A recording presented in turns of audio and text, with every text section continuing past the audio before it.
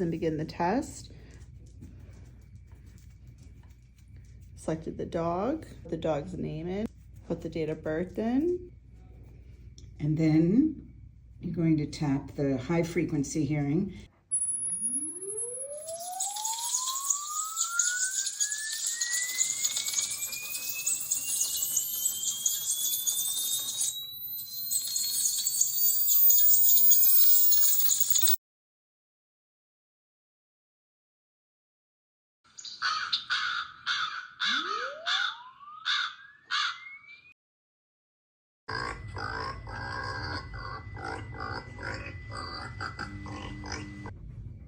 And there it is.